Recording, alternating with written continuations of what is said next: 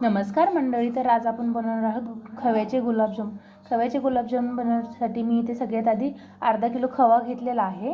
तर आपण आता फोडून घेऊया.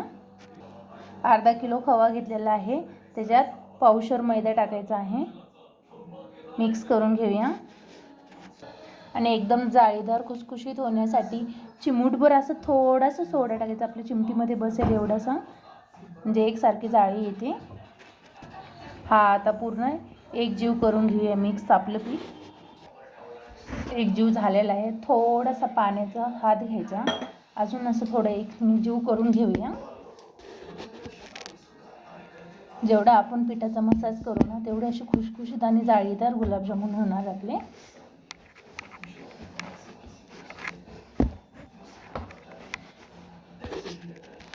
अशा प्रकारे आता इथं आपला पूर्ण मसाज करून झालेला आहे. खवा आणि मैदा एकजीव करून ठेवलेला आहे. आता आपण पाकाची तयारी करून घेऊया. आता इथे आपण अर्धा किलो खव्यासाठी पाऊण किलो साखर घेतलेली आहे. पाऊण किलो साखर घेतलेली आहे. तर आपण आता इथे 1.5 लिटर पाणी टाकून घेऊया. पापाच्या अंदाजे, म्हणजे पाणी आटूनही पाक आपला पूर्ण तयार आहे. लक्ष्मी गुलाबजामुन असे लुसलुशीत रसाळ झाले पाहिजे, ते एकदम पाक पूर्ण मध्ये गेला पाहिजे. आता इथे आपण पाक बनायला ठेवूया. साखर पूर्ण विरघळेपर्यंत असं हलवत राहायचं सारखं, नाहीतर साखर सारखी चिटकून बसते.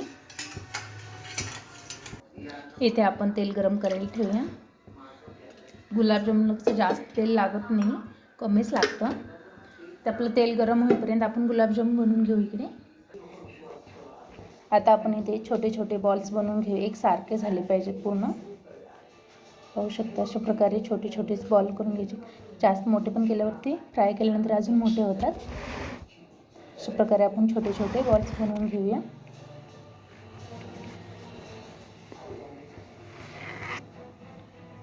पाहू शकता तुम्ही, एकसारखे बनवायचे, म्हणजे दिसायला पण सुंदर दिसले पाहिजेत.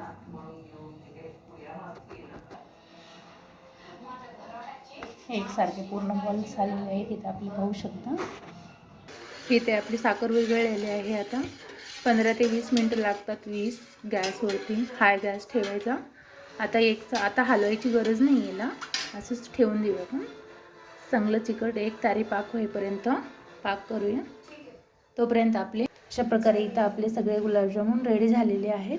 आता तळून घेऊया. तेलात सोडून एकदम बारीक गॅसवरती तळायचं, मंद आचेवरती. एकसारखा कलर झाला पाहिजे पूर्ण. तळले ना आपोआप तरंगतात वरती. तुम्ही पाहू शकता एकदम बारीक मंद आचेवरती चालू आहे आपला गॅस. एकसारखे तळले जातात, आपोआप यांचा कलर खूप छान असा कलर येतो. एकसारखा कलर आला पाहिजे. पाहूया आपण तळलेले एकदम छान तळलेले आहेत. मी बोलली ना, तळले ना आपोआप वरती येतात, तसेच एकदम वरती आलेले आहेत. 5 ते 10 मिनटं, 5-7 मिनटं बारीक गॅसवरती तळू द्यायचे. मधून आपण पाकाला पण लक्ष देऊया. काहीच झालेलं नाही आहे ना. 15 ते 20 मिनिट लागतील यासाठी. पूर्ण इथे एकसारखा कलर झालेला. आता आपण हा काढून घेऊया बाहेर. पाहू शकता किती छान असे एकसारखी जाळीदार आणि छान असा कलर आलेला आहे. करून आता आपण सगळे फ्राय करून घेऊया. आता अजूनही थोडे थोडे करून सगळे फ्राय करून घ्यायचे, जास्त टाकायचे नाही तर.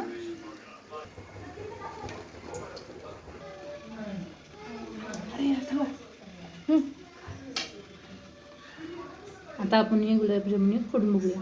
ती एकसारखी जाळी सुटलेली आहे ना, आणि असं एकदम जाळीदार असं झालेलं आहे. आता इथे आपण पाकाची मळी काढून घेऊया. पाकाची मळी म्हणजे साखरेची पूर्ण घाण निघते बाजूला. पोहे खायचं 2 चमचे दूध घेतलेलं आहे. आता बघा वरती मळी निघते. तुम्ही पाहू शकता 2 मिनटं दूध टाकल्यानंतर अशी साखरेची मळी आलेली आहे. काय साखरेत आपल्याला दिसत नाही, पण ती घाण असते. तिच्या चहाची चाळणी असते ना, त्याच्या साह्याने काढून घेऊया. पाहू शकता आपल्याला दिसत नाही, पण साखरेत घाण असतेच. ही आता थोडी थोडी करून अशी काढून घेऊया.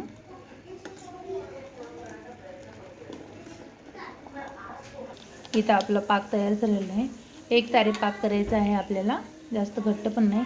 एक तारी पाक चेक करण्यासाठी असं थोडंसं एक तार धरली पाहिजे त्यांनी, थोडी, जास्त नाही. नाही तर आपल्याला गुलाबजामचा पाक रेडी झालेला आहे, होऊ शकता तुम्ही. आता आपण गॅस बंद करून घेऊया. इथं आपला पाक कोमट झालेला आहे. 20 ते 25 मिनटं हा पाक मी कोमट ठेवलेला आहे. गरम पाकामध्ये आपण गुलाबजामुन जर सोडले तर पूर्ण विरघळून जाते. इथं मी 15 ते 20 मिनटापूर्वी केसर भिजायला ठेवलं होतं, 10 ते 15 काड्या. त्या मिक्स करून घेऊया आपण. इलायची फोड घेतली होती, 5 ते 6 इलायची घेतली होत्या, दळून घेतली. इलायची पावडर आता मिक्स करून घेऊया. केसर किती मस्त कलर आलेला आहे. आता आपण एक एक करून हे गुलाबजामुन ह्याच्यामध्ये मिक्स करून घेऊया पाकात.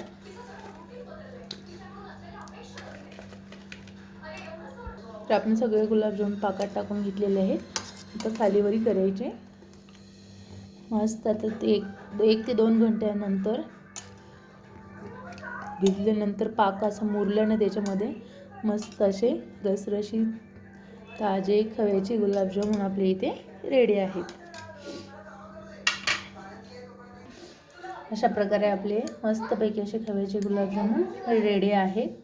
तुम्ही पाहू शकता मस्त असे साध्या आणि सोप्या पद्धतीने आपले गुलाबजामुन तयार झालेले आहेत. तर आता हे मग मस्त करायचे आता बाकी आहे. चला, अशाच नवीन नवीन व्हिडिओसाठी लाईक, शेअर आणि सबस्क्राईब करायला विसरू नका.